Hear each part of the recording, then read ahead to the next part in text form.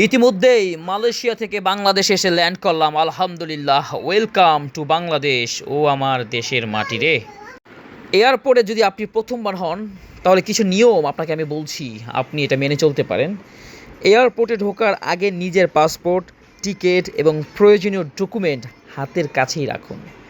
সব সময় যদি আপনার আন্তর্জাতিক ফ্লাইট হয়, এয়ারপোর্টে সবসময় 3 ঘন্টা আগে পৌঁছানোর চেষ্টা করবেন। এবং নিরাপত্তা চেকের সময় সবসময় নম্র পোলাইট থাকবেন। মানে তারা যেই কর্মকর্তাগুলো থাকবে তাদের নির্দেশনা মেনে চলবেন। এখানে কোনো ক্ষমতা বা পাওয়ার দেখানোর চেষ্টা করবেন না। নিজের লাগেজ সবসময় নিজের কাছেই রাখুন। অপরিচিত কারো ব্যাগ বা কোনো জিনিস বহন করবেন না কিন্তু ভুলেও। অনেকেই বলে এই ব্যাগটা একটু রাখেন না, প্লিজ প্লিজ এটি করবেন না। বোর্ডিং পাস পার হওয়ার পর গেট নম্বর দেখে সময় মতো গেটের সামনে চলে যান। নিরাপত্তা চেক বা ইমিগ্রেশনের সময় ছবি বা ভিডিও করার চেষ্টা করবে না যেখানে নিষেধাজ্ঞা রয়েছে। মজা করে বোমা, অস্ত্র বা নিরাপত্তা নিয়ে কোনো মন্তব্য করবেন না, এসব নিয়ে খুবই গুরুত্বের সঙ্গে কিন্তু দেখা হয়। লাইনে কাটাকাটি করবেন না এবং উচ্চস্বরে চিৎকার বা অপ্রয়োজনীয় তর্কে জড়াবেন না।